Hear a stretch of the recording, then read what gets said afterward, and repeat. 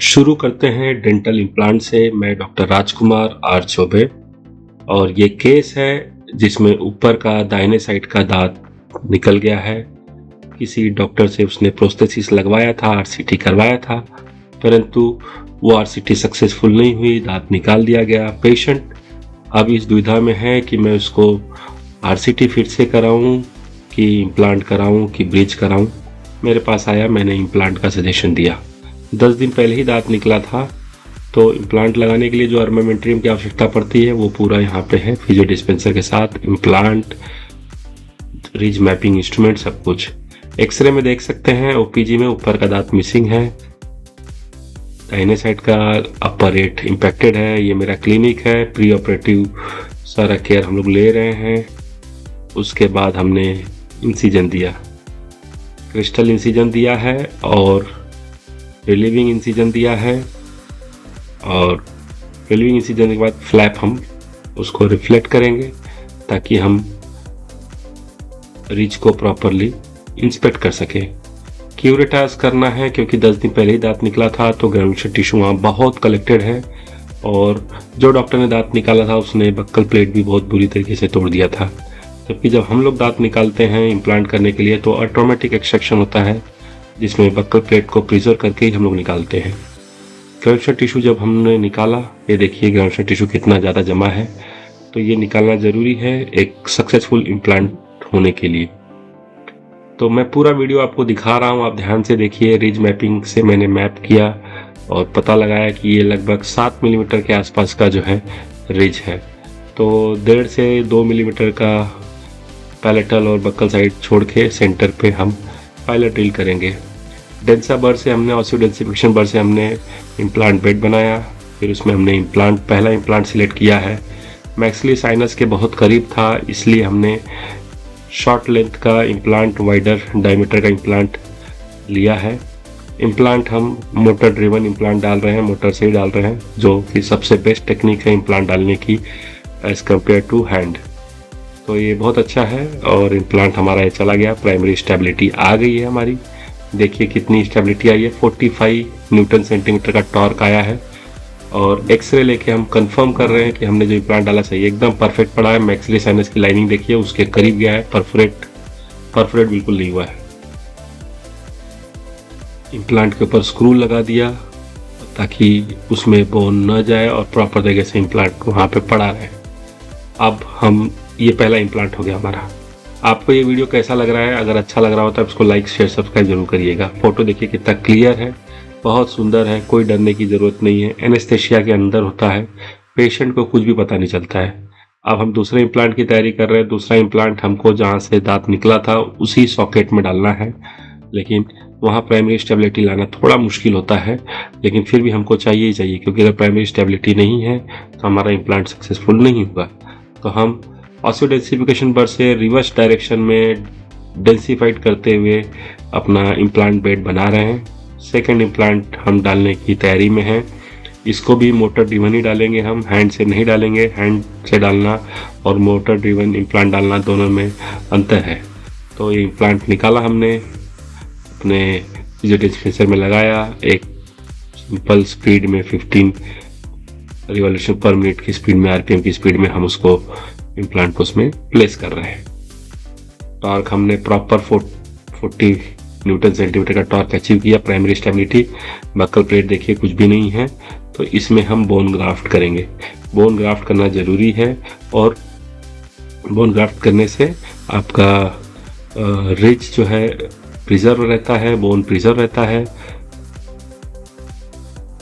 तो ये bone graft हम डाल रहे हैं। जितना भी फ्री स्पेस है, वैकेंट स्पेस है,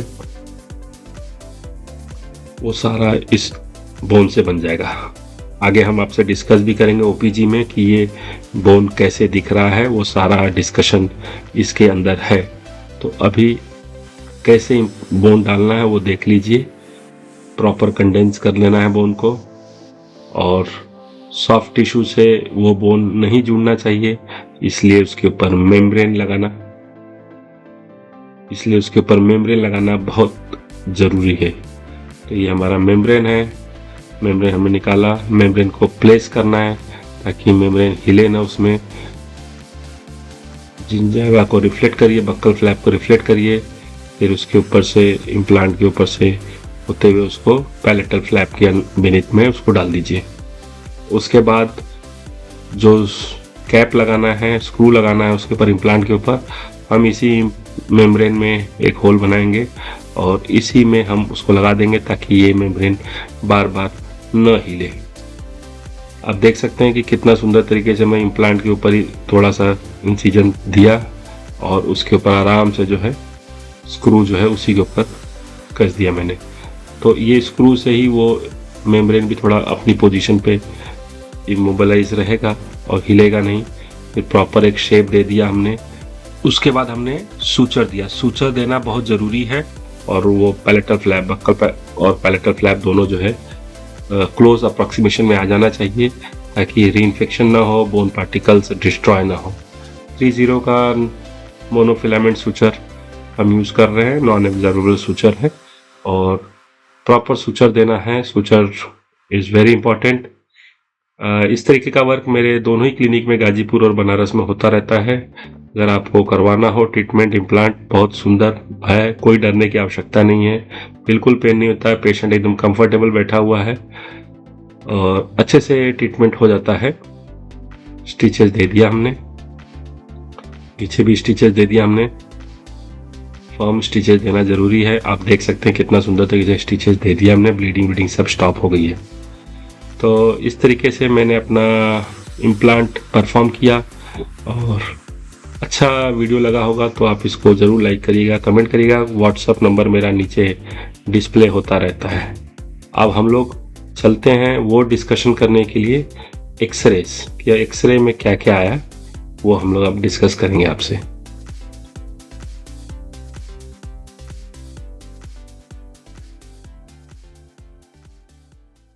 नमस्कार दोस्तों, मैं डॉक्टर राजकुमार चौबे और गाजीपुर से हूँ मैं।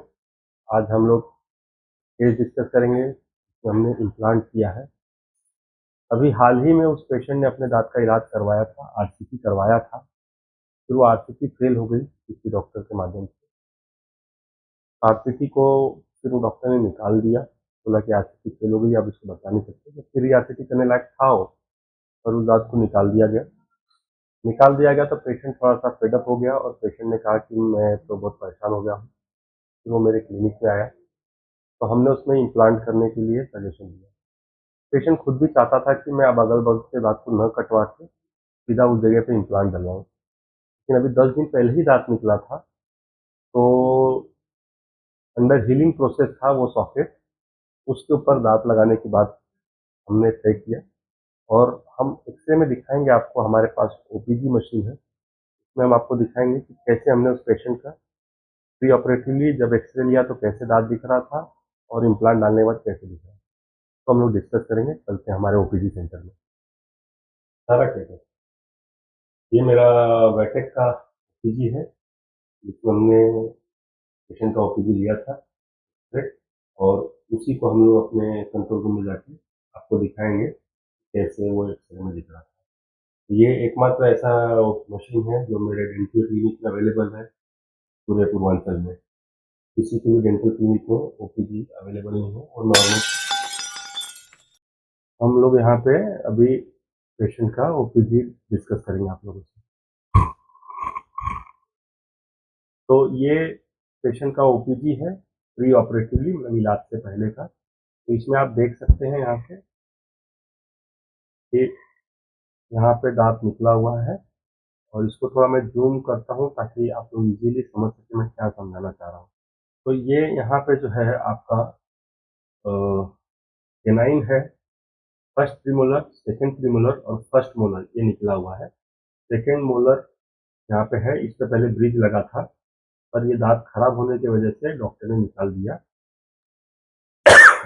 और डॉक्टर ने ये कहा कि इस दांत को बचा नहीं सकते और ये इम्पैक्टेड है 8। पेशेंट अभी उसको सर्जिकली निकलवाना नहीं चाह रहा है। तो ये इसमें देख रहे हैं, ये हीलिंग सॉकेट दिख रहा है अभी, मतलब जो दांत हमने निकाला था, जो डॉक्टर ने निकाला था पहले, का हीलिंग सॉकेट दिख रहा है, ये प्रीमोलर का सॉकेट है। ये फर्स्ट प्रीमोलर का है, ये सेकंड प्रीमोलर का है। और ये काफ़ी दिन पहले निकला था, इसलिए यहाँ पे ये हील्ड है बोन। लेकिन इसमें इसकी लेंथ जो है, ये मैक्सिलरी साइनस है, ये साइनस का वॉल दिख रहा है ये, और ये साइनस का वॉल है, मैक्सिलरी साइनस का। और इसमें यहाँ से साइनस के फ्लोर ऑफ द साइनस से हम अगर रीच पे जाते हैं तो ये हमारा एग्जैक्ट 6 मिलीमीटर की लेंथ है। मतलब हमारे पास जो बोन अवेलेबल है वो 6 मिलीमीटर का है। तो हम जो इसमें इम्प्लांट डालेंगे वो 6 मिलीमीटर के आसपास का इम्प्लांट हम इसमें डालेंगे। तो इसमें 6 मिलीमीटर का इम्प्लांट हम यहाँ डालेंगे। लेकिन यहाँ पे जो बोन अवेलेबल है, वो यहाँ से बोन अवेलेबल जो है वो लगभग लगभग 15 मिलीमीटर के आसपास का बोन अवेलेबल है, 15 मिलीमीटर। तो यहाँ पे हम जो है 13 मिलीमीटर का इम्प्लांट डाल सकते हैं। विड्थ इसका कैसे डिसाइड करेंगे? विड्थ हम क्लिनिकली डिसाइड करेंगे।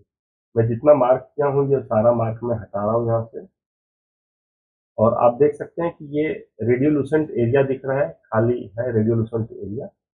और इसमें हमने 13 मिलीमीटर का इम्प्लांट प्रीमोलर एरिया में एक, और 6 मिलीमीटर का हाइट का implant molar first molar area में हमने लगाने का प्लान किया है। पूरा प्रोसीजर हम आपसे डिस्कस करेंगे, दिखाएंगे क्या क्या हमने किया है। उसके बाद हमने बोन ग्राफ्ट कैसे किया है उसके अंदर वो भी हम दिखाएंगे। और अब हम आपको बता रहे हैं पोस्ट ऑपरेटिव एक्सरे डिस्कस कर रहे हैं। तो ये पोस्ट ऑपरेटिव एक्सरे है जो हमने इम्प्लांट डालने के बाद लिया। तो भी थोड़ा जूम आउट करते हैं ताकि आपको इजीली समझ में आए कि मैं क्या समझाना चाह रहा हूँ। ये 6 मिलीमीटर का इम्प्लांट पड़ गया है। और आप देख सकते हैं कि जो साइनस की वॉल है, ये वॉल, इस वॉल से ये एकदम टच किया हुआ है 6 मीटर का। लेकिन रिच से अंदर है, रिच से अंदर है। और साइनस वॉल को जो है एकदम टच किया हुआ है, परफोरेट नहीं किया हुआ है। तो एकदम परफेक्ट इम्प्लांट 6 मिलीमीटर का 4.2 लेंथ का इम्प्लांट हमने यहाँ डाल दिया है। दूसरी जगह हमने 4.2 मिलीमीटर का ही इम्प्लांट, विड्थ सेम है लेकिन हाइट जो है इसकी 13 मिलीमीटर की है। ये 13 मिलीमीटर की हाइट का इम्प्लांट हमने डाला। और उसके बाद चूंकि तीन साइड से तो बोन प्रॉपरली अवेलेबल था, इसका पैलेटल, मीजियल, डिस्टल और बक्कल साइड से अपाइकल 1/3 में भी बोन अवेलेबल था। परंतु दांत निकालते समय जो डॉक्टर ने दांत निकाला था उसने इतना हेपेजेट ली, जबकि दांत जब निकाला जाता है और इम्प्लांट डालना होता है तो हम लोग बहुत केयर लेते हैं दांत निकालते समय, क्योंकि हम बोन प्लेट्स को तोड़ते नहीं है। लेकिन वो डॉक्टर ने जो भी निकाला है उसने बोन प्लेट्स को पूरा तोड़ दिया था। तो बक्कल बोन 1/3 बोन नहीं था। तो इसमें हमने बोन ग्राफ्ट किया। बोन ग्राफ्ट करने के बाद आप देखिए जो ये पहले एक्सरे में देखिए जिसमें रेडियोलुसेंसी दिख रही थी, यहाँ पे देखिए जो रेडियोलुसेंसी दिख रही थी, यहाँ पे ये रेडियोलुसेंसी दिख रही है। यहाँ पे ऐसा लग रहा है, दूसरे एक्सरे में ऐसा लग रहा है कि वहाँ पे जो है दांत का जड़ टूटा हुआ है, ऐसे लग रहा है। ये ऐसे लग रहा है कि ये दांत का जड़ टूटा हुआ है, जबकि दांत का जड़ नहीं है। ये जो हमने बोन ग्राफ्ट किया है इसका रेडियो ओपेसिटी है, और ऐसे लगा कि दांत की जड़ टूटी है। मतलब वो जो खाली सॉकेट था उसके में हमने बोन भर दिया है। बोन भरना जरूरी होता है, बोन भरने से बोन का रिजॉर्प्शन नहीं होता है। तो जैसे ही दांत निकाला जाता है और उस जगह पे अगर इम्प्लांट लगाना हो तो उसमें बोन ग्राफ्ट कर दिया जाता है, ताकि हमारा बोन रिजॉर्व ना हो और हमको प्रॉपर बोन मिले इम्प्लांट डालने के लिए। तो ये दोनों भी इम्प्लांट आपके यहाँ पे पड़ गए। पेशेंट को पोस्ट ऑपरेटिव इंस्ट्रक्शन देके पेशेंट हम लोगों ने छोड़ दिया। तो पेशेंट को पोस्ट ऑपरेटिव इंस्ट्रक्शन देके हमने छोड़ दिया है। 10 दिन के बाद पेशेंट को बुलाया है, उसका स्टिचेस निकालेंगे हम। और 4 महीना मिनिमम, 4 मंथ तो रुकेंगे ही, ताकि वो ऑस्टियो इंटीग्रेट हो जाए इम्प्लांट। अभी उसके बाद इंटरेस्ट लेंगे। मैक्सिमम कितना भी रुक सकते हैं, पर मिनिमम 4 मंथ तो रुकना ही चाहिए इसका इम्प्रेशन लेने के लिए। तो ये बहुत ही खूबसूरत ट्रीटमेंट इम्प्लांट का हमारे डेंटल क्लिनिक में हमने अभी पेशेंट का परफॉर्म किया। ये इम्प्लांट तो डेली होते रहते हैं, परंतु ये केस बहुत अच्छा था। जिसको किसी डॉक्टर ने दांत निकाल दिया था, आरसीटी कर सकते थे उसका री-आरसीटी, लेकिन वो परफॉर्म नहीं कर पाया, नहीं करना चाहा, तो उसने उसको निकाल दिया। अब निकाल दिया तो पेशेंट अब अगल-बगल के दाँत को कटवा के दाँत लगवाना नहीं चाह रहा था। वो कहा कि मुझे इम्प्लांट लगवाना है। और सही भी बात है, पर इम्प्लांट 10 ही दिन पहले दाँत निकाला है तो कैसे लगेगा इम्प्लांट? तो वो 10 दिन के बाद जो हीलिंग सॉकेट है, जो हीलिंग प्रोसेस में आया हुआ है, उस सॉकेट को हमने क्यूरेट किया, जो हीलिंग मटेरियल था वो निकाला, कनेक्टिव टिश्यू निकाला। उसके बाद जो है उसमें इम्प्लांट बेड बनाया, फिर बोन ग्राफ्ट किया, इम्प्लांट डाला, बोन ग्राफ्ट किया, मेम्ब्रेन लगाया, स्टिचेस दिए ताकि मेम्ब्रेन लूज ना हो, और फिर कैसे। अगर आपको ये वीडियो पसंद आया होगा तो आप इसको लाइक शेयर सब्सक्राइब जरूर करिएगा, ताकि अधिक अधिक से लोग जान सकें इसको। तो मेरी दोनों ही जगह क्लिनिक है, गाजीपुर में भी है और बनारस में भी है। अपॉइंटमेंट लेके, नंबर नीचे डिस्प्ले होता रहता है, अपॉइंटमेंट लेके आप मेरे यहाँ के साथ मैं अपनी बातों को विराम देता हूँ।